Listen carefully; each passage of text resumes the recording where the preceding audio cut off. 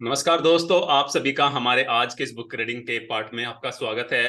आप जानते हैं थिंक एंड ग्रो रिच को बुक को अभी हम रीड कर रहे हैं, जिसमें आज हम जानेंगे कि QQS रेटिंग क्या होती है और किस तरह से आप उसको बढ़ाकर अपने जीवन में आगे बढ़ सकते हैं, ग्रो कर सकते हैं। दोस्तों, बताना चाहूंगा कि बुक रीडिंग का जो ये सीरीज हमने शुरू किया है, बीच में हमने थोड़ा सा ब्रेक लिया था बिकॉज ऑफ दोस्तों बहुत ही डिटेल में मैंने इसको आपके साथ एनालिसिस कर रहा हूं और पूरी तरह से मैं आपको एक्सप्लेन करके बताने वाला हूं। तो दोस्तों, करते हैं आज के बुक रीडिंग पार्ट को शुरू। लेकिन उससे पहले दोस्तों, अभी तक अगर आपने हमारे चैनल को सब्सक्राइब नहीं किया, जल्दी से सब्सक्राइब कीजिए और हाँ, आइकन बेल को प्रेस करना बिल्कुल न भूलें। बढ़ते हैं हमारे आज के पार्ट की तरफ, जो है पेज नंबर 124 एंड बुक का नाम है think and grow rich, written by Napoleon Hill. इसको दोस्तों अमीर बनने की श्रीमद् भगवत गीता भी माना जाता है और इसमें आज हम शुरू सीखेंगे कि आपकी QQS रेटिंग क्या है। तो सबसे पहले QQS क्या होता है दोस्तों। फर्स्ट क्यू होता है कि जो आप लोग को अपनी सर्विस प्रोवाइड करा रहे हैं उसकी आपने क्वालिटी कैसी रखी है। सेकंड, उसकी क्वांटिटी, एंड देन फिर आपने कितना लोगों के जीवन के अंदर वैल्यू को ऐड किया है, दैट इज QQS। उसको आइए पूरे डिटेल में समझते हैं। सेवाओं के विपणन में सफलता के कारणों को प्रभावी ढंग से और स्थायी रूप से साफ साफ वर्णित किया जाता है। जब तक उन कारणों का अध्ययन विश्लेषण नहीं किया जाता और उन्हें समझा और लागू नहीं किया जाता, तब तक कोई भी आदमी प्रभावी ढंग से और स्थायी रूप से अपनी सेवाओं को नहीं बेच सकता है। हर व्यक्ति को व्यक्तिगत सेवाओं को अपना विक्रेता खुद ही होना चाहिए। सेवा की दी जाने वाली गुणवत्ता, मात्रा और वह भावना जिसमें है दी जाती है, बहुत हद तक रोजगार की अवधि और मूल्य को निर्धारित करता है। जी हाँ दोस्तों, QQS का मतलब होता है आप क्वालिटी कैसी देते हैं, क्वांटिटी कितनी देते हैं, उसके साथ साथ आप कितनी वैल्यू को ऐड करते हैं, उसके पीछे आपकी भावना क्या है। प्रभावी ढंग से व्यक्तिगत सेवाओं को बेचने के लिए, जिसका मतलब है सुखद परिस्थितियों में एक संतोषजनक कीमत पर एक स्थायी बाजार, किसी व्यक्ति को QQS सूत्र का पालन करना चाहिए, जिसका अर्थ है कि गुणवत्ता, मात्रा और सहयोग की उचित भावना का योग सेवा की आदर्श विक्रीय कला के बराबर होता है। अब दोस्तों, यहाँ पर ये मैं आपको थोड़ा सा क्लैरिटी देना चाहूंगा। आप एक पहले टर्म समझ गए होंगे, क्यू से क्वांटिटी से नहीं क्वालिटी से मतलब है। सबसे पहले आपका फोकस होना चाहिए कि जो आप लोग को वैल्यू प्रोवाइड करा रहे हैं उसकी क्वालिटी आपको सबसे ऊपर रखनी है। सेकंड, जितना आप कमिट करते हैं उससे ज्यादा आपको वैल्यू डिलीवर करनी है, यानी कि आपको क्वांटिटी पर भी साथ के साथ फोकस करना है। और इसमें सबसे इंपॉर्टेंट दोस्तों रोल प्ले करता है कि आप कितनी वैल्यू वहां पर ऐड कर रहे हैं, उसके पीछे आपकी सहयोग की कौन सी भावना है, इमोशंस क्या है। क्या सिर्फ आप पैसे के लिए कर पा रहे हैं, या फिर अपनी पर्टिकुलर सेवाओं से लोगों की किसी भी पर्टिकुलर प्रॉब्लम को सोल्व करते हुए उनके जीवन में आप खुशियां ऐड करने की पीछे की अगर आपकी भावना है, तो आप चाहे किसी सर्विस वाले फील्ड से हैं या प्रोडक्ट से आप बिलोंग करते हैं, आप हमेशा अपने बिजनेस को स्केल स्केल स्केल करते चले जाएंगे। तो दोस्तों, मैं हमेशा बात करता हूं इमोशंस, फीलिंग्स की। आपके पीछे किसी भी काम को करने की उसकी भावना क्या है, आपके फीलिंग्स क्या आ रही है, इमोशंस क्या आ रहे हैं, उसके पीछे आपका एंड रिजल्ट पर आपका फोकस कितना है, दैट इज सारी की सारी चीज उसी के ऊपर दोस्तों डिपेंड करती है। और यहाँ पर QQS रेटिंग को इसी के ऊपर डिटेल में बताया गया है। QQS सूत्र को याद रखे, लेकिन एक आदत के रूप में इसे और अधिक प्रयोग करें। वेरी इंपॉर्टेंट दोस्तों, इसमें क्या कहा गया है, सिर्फ QQS इस फॉर्मूले को याद ही ना रखे, बल्कि इसको एक अपनी हैबिट बना ले। जब भी आप कोई काम करते हैं, चाहे आप किसी भी इंडस्ट्री से बिलोंग करते हैं, या आप अपनी सर्विसेज दे रहे हैं, या फिर दोस्तों आप किसी प्रोडक्ट से जुड़े हैं, एफिलिएटिंग मार्केटिंग कर रहे हैं, व्हाटएवर आप किसी भी इंडस्ट्री से बिलोंग करते हैं, डजेंट मैटर। जब तक आप अपने QQS आदत को डेवलप नहीं करेंगे, तब तक आप बहुत बड़ा स्केल नहीं कर सकते हैं। यही यहाँ पर पूरा जो राइटर ने इसी लाइन पर दिया है। आइए यह यकीन करते हैं कि यकीन करने के लिए हम इसका मतलब सही सही समझ गए हैं, और हम इस सूत्र का पूरे डिटेल में विश्लेषण करते हैं। नंबर एक, जैसे हमने बात की, पहला क्यों है क्वालिटी, सेवा की जो आपकी गुणवत्ता क्या रहेगी। उसका अर्थ है अधिक से अधिक दक्षता के उद्देश्य को हमेशा ध्यान में रखने के साथ अपनी स्थिति के संबंध में संभव सबसे दक्ष तरीके से हर विस्तार का प्रदर्शन लगाया जाएगा। इट मीन्स दोस्तों, जब आप अपनी कोई भी सर्विस दे रहे हैं, उसकी आपको क्वालिटी बढ़ाने के लिए आपको और भी ज्यादा अपने फील्ड में स्किल्स को डेवलप करना होगा, दक्षता हासिल करनी होगी, अपनी खुद की वैल्यू को सबसे पहले आपको बढ़ाना होगा। जब दोस्तों मैं आपको एक एग्जांपल देता हूं, मान लीजिए अगर मुझे ही किसी चीज के बारे में ज्यादा नॉलेज नहीं है, तो मैं दूसरे लोगों को क्या सिखा पाऊंगा? अगर सिखाने भी जाऊंगा तो मैं या तो फेल हो जाऊंगा या उनको गलत सिखा कर आ जाऊंगा, जिसका बाद में एक बहुत ही बड़ा नेगेटिव इंपैक्ट मेरे जीवन के अंदर आएगा। ठीक वही दोस्तों आपके साथ भी होने जा रहा है। कोई भी चीज सिखाने से पहले, बताने से पहले, सबसे पहले आपको उस चीज में, स्किल्स में लगातार नई नई चीजों को सीखना होगा और उसको अपनी लाइफ में इंप्लीमेंट करना होगा। तो दोस्तों अंदर से कॉन्फिडेंस आएगा कि हाँ, आप दूसरे लोगों के जीवन के अंदर क्वालिटी वाली वैल्यू को ऐड कर रहे हैं। अपनी स्थिति के संबंध में संभव सबसे दक्ष तरीके से हर विस्तार का प्रदर्शन लगाया जाएगा। इसने क्या कहा? आप अपने हर संभव तरीके से जो आपकी दक्षता है, आपकी स्किल्स है, आपकी कैपेबिलिटी है, जो आपकी नॉलेज है, उसको आप पूरी ताकत जोर के साथ में लोगों के जीवन के अंदर वैल्यू को ऐड करने में, वहां पर आप अपना प्रदर्शन करेंगे। सेकंड, सेवा की मात्रा को दी गई सेवा की मात्रा में वृद्धि करने के उद्देश्य के साथ, यानी कि आपने कितनी क्वालिटी के लिए कमिट किया था लोगों को अपनी सर्विस देने के लिए, उसके बाद अगर आप उससे ज्यादा वैल्यू डिलीवर करते हैं तो वहां पर उसकी क्वांटिटी बढ़ जाती है। हर समय अधिक से अधिक कौशल के रूप में प्रदान, अभ्यास और अनुभव के माध्यम से विकसित वे सभी सेवाएं देने की आदत जिसमें आप सक्षम हैं, समझा जाएगा। यहाँ आदत शब्द पर फिर से जोर दिया गया है। जी हाँ दोस्तों, अब की बार क्वांटिटी के बाद दूसरा नंबर आता है क्यू का, क्वालिटी। क्वालिटी के बाद नंबर आता है, सॉरी दोस्तों, क्वांटिटी का। एक आदत आपको बना लेनी है। मान लीजिए अगर मैं यहाँ पर फ्री वैल्यू अपने इस चैनल पर आपको डिलीवर कर रहा हूँ, ऐड कर रहा हूँ, दैट इज एक मेरी हैबिट हो गई है कि मैं लगातार आपके जीवन के अंदर एक वैल्यू को ऐड करते जा रहा हूँ। डेफिनेटली लोग, आप मेरे साथ कुछ लोग कनेक्ट कर पा रहे हैं, और जरूरी नहीं कि सभी लोग कनेक्ट करें, लेकिन मोस्ट ऑफ द पीपल हमारे साथ कनेक्ट कर रहे हैं और मुझे पर्सनली मैसेज भी कर रहे हैं। तो डेफिनेटली दोस्तों धीरे धीरे आप ग्रो होते जाते हैं। आपको भी इसी फॉर्मूले को अपने बिजनेस के अंदर, अपनी जॉब के अंदर, अपने घर के अंदर, वट एवर किसी भी चीज में आप इसको इंप्लीमेंट कर सकते हैं and see the result. Number 3, सेवा की भावना का अर्थ, दैट इज एस।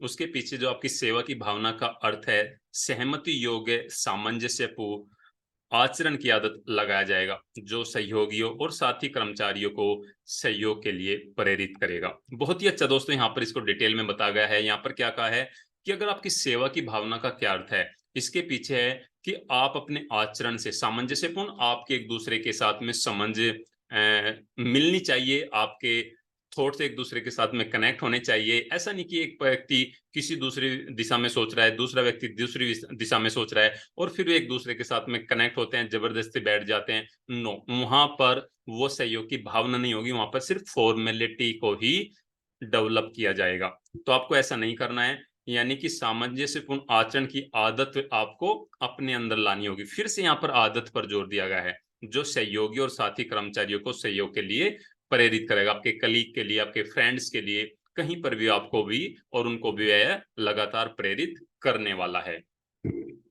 आपकी सेवा की गुणवत्ता और मात्रा की पर्याप्तता ही आपकी सेवाओं के लिए एक स्थायी बाजार बनाए रखने के लिए काफी नहीं है। मोस्ट इंपोर्टेंट लाइन दोस्तों, आपकी सेवा की गुणवत्ता यानी कि आपकी क्वालिटी और उसकी क्वांटिटी ही आपकी सेवाओं के लिए आपकी परमानेंट एक मार्केट के अंदर आपका स्टेबल रहना, आपका वहां पर स्टैंड करना ही पर्याप्त नहीं है।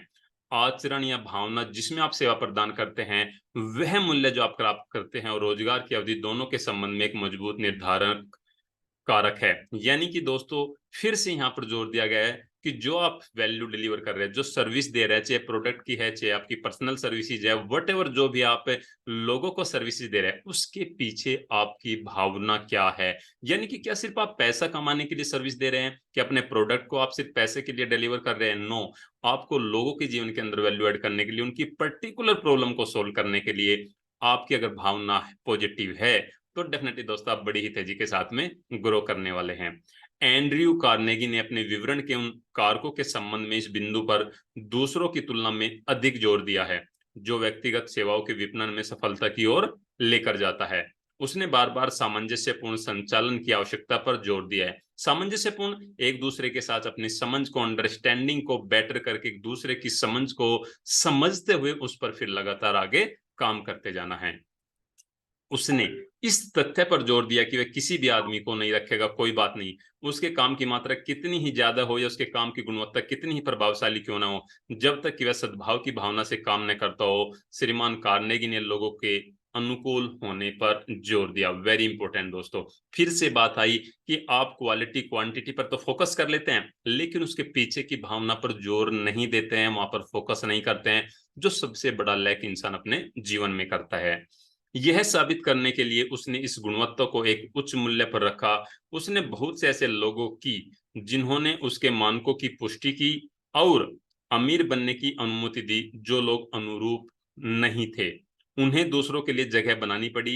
एक आकर्षक व्यक्तित्व के महत्व पर जोर दिया गया, क्योंकि यह एक कारक है जो किसी व्यक्ति को उचित भावना में सेवा प्रदान करने में सक्षम बनाता है। यदि किसी व्यक्ति का ऐसा व्यक्तित्व है जो प्रसन्न करता है और सद्भाव की भावना में सेवा प्रदान करता है, तो ये गुण अक्सर किसी व्यक्ति द्वारा दी जाने वाली सेवा की मात्रा और गुणवत्ता दोनों में कमी की भरपाई कर देते हैं।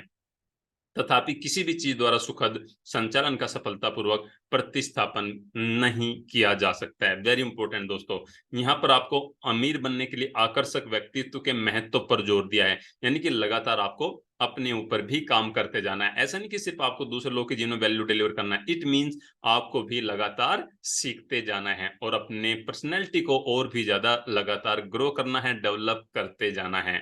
तो जो भी आप प्रसन्नता के साथ, सद्भाव की भावना के साथ दूसरे लोगों के जीवन के अंदर वैल्यू ऐड करते हैं, तो आपके जीवन के अंदर भी लगातार वैल्यू ऐड होती है। तो ये है दोस्तों QQS रेटिंग। ये होती है कि आप इसमें से, अगर हम इसको स्केल पर 1 से 10 तक नापे, अगर हम 1 से लेकर और 10 तक के बीच में आप अपने आप को कितने नंबर देना चाहेंगे, जरूर से आप कमेंट करके बताइए। कि जब आप अपनी सर्विस देते हैं, चाहे आप जॉब में हैं, आप बिजनेस में हैं, व्हाटएवर, आप स्टूडेंट है, टीचर है, किसी प्रोफेशन में आप है, हाउसवाइफ है, तो उसके पीछे आपकी QQS रेटिंग को आप कितना देना चाहेंगे, 1 2 3 4 5 6। और दोस्तों अगर मैं अपनी बात करता हूं तो मैं तो उसके लिए सिर्फ अपने आप को अभी 5 ही नंबर देना चाहूंगा, क्योंकि लगातार हमें इस पर काम करना है। आपकी सेवाओं का पूंजी मूल्य बहुत इंपॉर्टेंट दोस्तों, ये भी इसके साथ साथ मैं चीजों को यहाँ पर कवर करने वाला हूँ।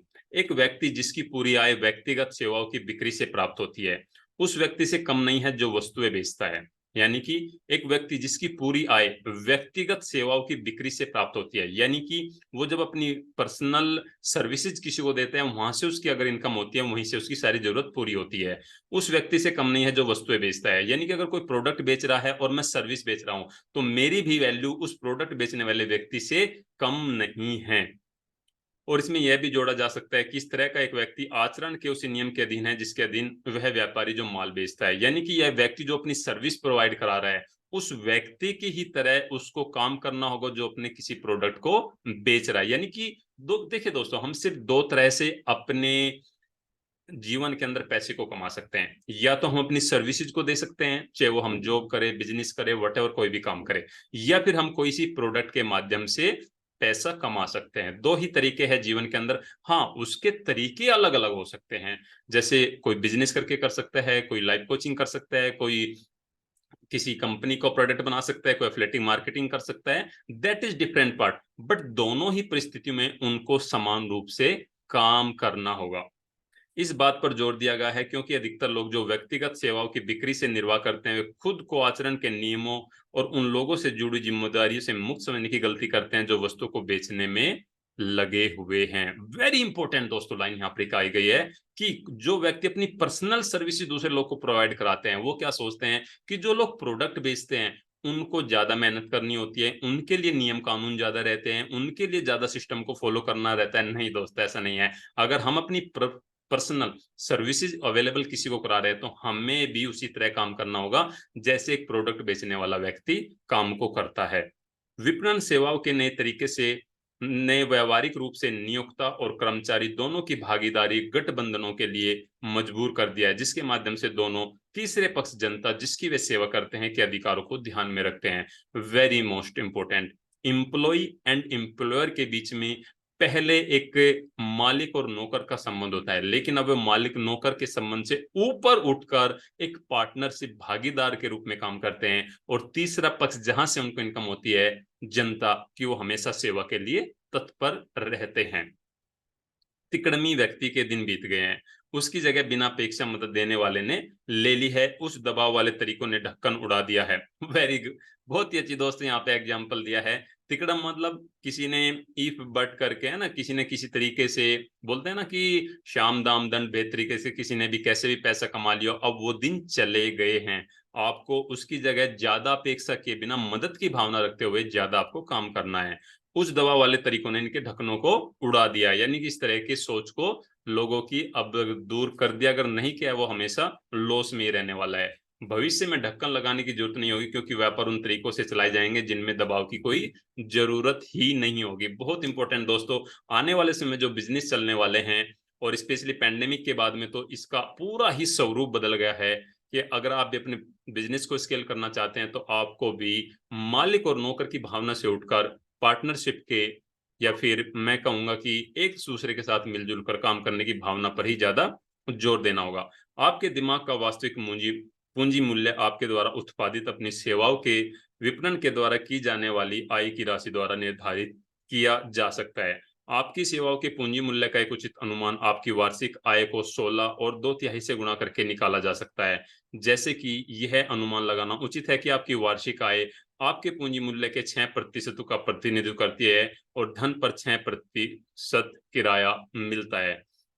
यहाँ पर क्या कहा है दोस्तों, अगर आपको अपना मूल्य निकालना है, अगर आपको अपना खुद का क्वालिटी का, अपनी सर्विसेज का वैल्यू का कैलकुलेट करना है, उसको क्या करना होगा, आपकी जो वार्षिक आय है उसको 16 से गुना करके 2/3 से आपको उसको गुना करके उसको निकाला जा सकता है। धन का मूल्य दिमाग से अधिक नहीं है, यह अक्सर बहुत कम होता है। यदि प्रभावी ढंग से विपणन किया जाए, तो वस्तुओं में व्यापार का संचालन करने के लिए आवश्यक पूंजी की तुलना में सक्षम दिमाग पूंजी के एक और अधिक वांछनीय रूप का प्रतिनिधित्व करता है, क्योंकि दिमाग उस पूंजी का एक रूप है जिसका मूल्य अवसाद के माध्यम से स्थायी रूप में कम नहीं किया जा सकता है, नहीं पूंजी के इस रूप को चुराया खर्च किया जा सकता है। इट मीन्स यहाँ पर क्या कहा गया दोस्तों, कि अगर आप कहीं ना कहीं, कोई व्यक्ति खुद अवसाद में है, किसी और प्रॉब्लम में जूझ रहा है, अगर वो चाहता है कि मैं ज्यादा कमा पाऊं, अपने मूल्य को बढ़ा पाऊं, ये पॉसिबल नहीं है जब तक वो अपने पर्सनल वैल्यूज को नहीं बढ़ाता है।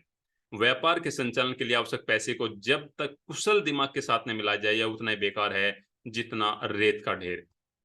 यानी कि एक अच्छे बिजनेस को रन करने के लिए आपको एक कुशल और शार्प माइंड की जरूरत होगी, आपको एक प्लान करने वाले और एक क्रिएटिव माइंड की आपको जरूरत लगने वाली है। और जो दोस्तों हमारा माइंड क्रिएटिव बनता है ज्यादा से ज्यादा बुक पढ़ने से, नई नई नॉलेज लेने से, नई नई चीजें सीखने से, जब हम करते जाते हैं, तो ये बहुत ही प्लान वे में, ऑटोमेटिक वे में काम करना शुरू कर देता है। सो दोस्तों, आज हमने समझा कि किस तरह से हम अपनी QQS रेटिंग को बढ़ाकर अपनी वैल्यूज को बढ़ा सकते हैं, और उसके साथ साथ अपनी सेवाओं के पूंजी मूल्य को लगातार नई नई नॉलेज लेकर, नई नई स्किल्स को डेवलप करते हुए, अपनी पर्सनल वैल्यूज को, वर्च्यूज को बढ़ाते हुए हम ग्रो कर सकते हैं। तो दोस्तों, आज के इस पार्ट में हम यहीं तक ही रखते हैं, और डेफिनेटली दोस्तों नेक्स्ट वाला पार्ट बहुत ही इंपॉर्टेंट रहेगा, जो जल्दी ही आपको हमारे इस चैनल पर मिलने वाला है। दोस्तों, आपके प्यार और शेयर के लिए तहे दिल से आप सभी का धन्यवाद। और दोस्तों, अगर आपको आज का यह बुक रीडिंग का पार्ट अच्छा लगा है, तो जरूर से इसको लाइक कमेंट करके शेयर कीजिए। और हाँ, अगर आप हमारे चैनल पर पहली बार आए तो दोस्तों जरूर से इसको सब्सक्राइब करें, और बेल आइकन को प्रेस करना बिल्कुल ना भूलें। थैंक यू सो मच दोस्तों, मिलते हैं इस बुक रीडिंग के नेक्स्ट पार्ट में बहुत ही जल्दी। नमस्कार।